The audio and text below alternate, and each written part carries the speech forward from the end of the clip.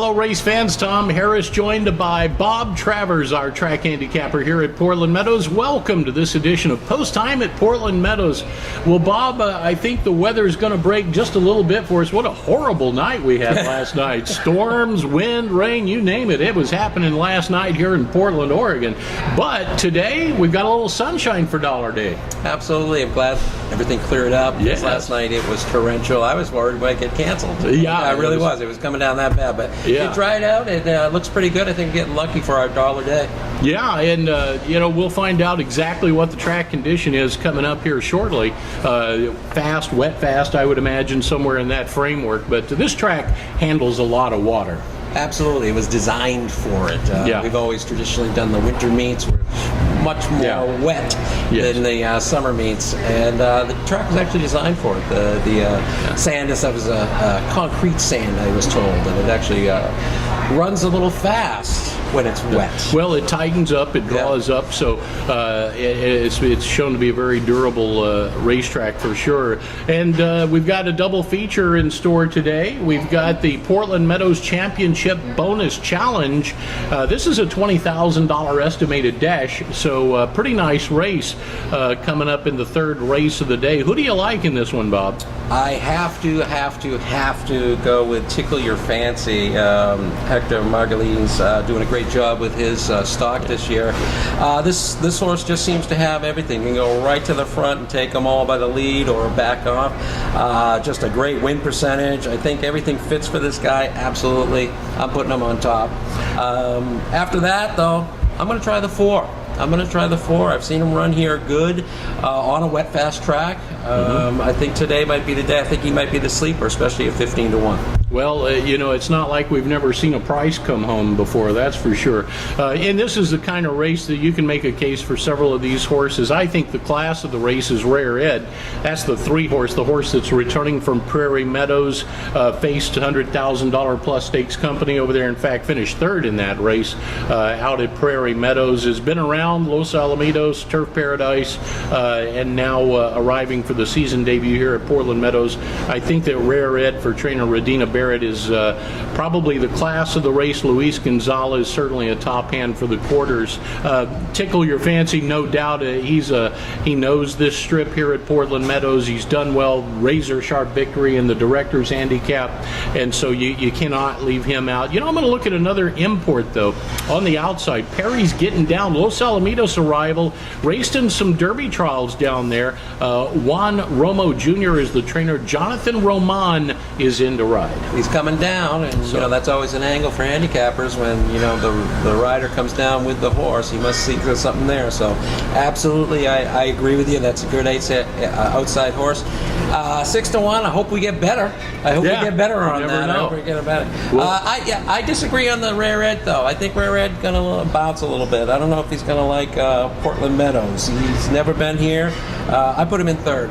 All right. Well, we will find out. That's why they run the race. Hey, we've got some other exciting things going on tomorrow. We want to make quick mention of the handicapping contest here. That's right. So what's happening there? It costs $20 to get in. Yeah, $20 entry fee. $10 goes to the jackpot. The other $10, what you're going to do, it's the last 5 races at Portland Meadows, the thoroughbred races. You're going to make one selection per race. You get to slot that horse wherever you want him, first, second, or third, and you're trying to get the best pari-mutuel payoff. At the end of the day, whoever has the highest pari-mutuel payoff based on those wagers gets the whole jackpot. Right. We're estimating hopefully about $400, $500 in there. Okay, so there's also a buy-in, by the way. There's I understand, a second buy-in. Yeah, I'm not sure how that works. If you kind of chump it on one of the races and you want to get back into the fold, you can buy two entries into that, but it is limited to 2. All right, well, that's tomorrow. Today, of course, Dollar Day at the races. We got dollar beer, dollar hot dogs, dollar soft drinks, $1 programs. It's free to get in, and parking is free. So that's a pretty good bargain, I think.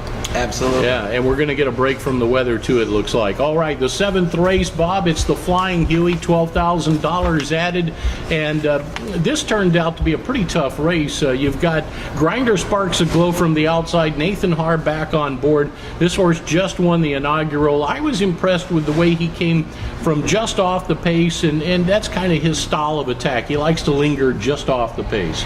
Absolutely. Obvious choice. Going to be a short price. Should win this race. Everything going for him. However, looking at value, I got to get off of him. I'm looking at the 3-horse Salty Minnow. I think he's ready. I think he likes Portland a whole lot better than Emerald Downs. He's going to come here, and I think he's going to give his best race. He broke his maiden, hasn't been back since he broke his maiden. It's an angle, and at 15-1, why not? I'm putting Salty Meadow on top, then Papa Frank, then Grinder Sparks Aglow. Notice Grinder Sparks Aglow never repeats, at least in the 10 performances I see. That's a good point. Okay, so I'm not going to take 7-5 on a possible non-winner. I'm going to go for the big one. I'm shooting for the fences. Okay, well, why not? You know, Salty Minnow didn't do bad at Emerald Downs this year. Was a long shot winner up there, so had a pretty good campaign, has that patented late running style. And you know what I think benefits him in this race is if you end up with a heated speed duel on the front end, which is very possible here today, then you've got somebody like Salty Minnow ambling from out of it. I think it's going to be off the pace. I think the speed, the velocity of this race is just enough so it's an off the pace horse. Anybody who tries to wire it, I think it's going to get burned out. Yeah, I think you could be right on that. Papa Frank, a horse obviously that fits right in here, faced Longacres Mile Company earlier this year. You know, I'm going to throw in a horse that we haven't mentioned. That's Dynamic Scoring from the inside, draws that inside post. I think that last race he started to show a little late interest, closed very nicely at 5.5 furlongs. I think this added half furlong could be a plus for Dynamic Scoring, who not so long ago was down south of Del Mar, Golden Gate, and Santa Anita. Absolutely, Tom. When's the back class going to kick in with this guy? That's what we're looking for. And it could be today. I think all the horses are very legitimate in this race, and really anybody can win it if they get a good ride, good trip. Now, fans can follow along with your selections. You've posted them on my Facebook page, that is, which is Announcer Tom Harris. You can find me on Facebook there. And also, if you're here at the track, stop by the Guest Services Information Station, located right down on the main level, so they can pick up a free copy of the Bob Handicaps. Big time Bob, I like to call him. All right. I don't know about how big time we are. Last week, we won't talk about last week, will we, Tom? No. We won't talk about big time Tom last week. Let's forget about last week. Turn the page to this week. Hey, if Salty Minnow wins, they're going to be calling you big time, that's for sure. All right, we've got race day information coming straight up.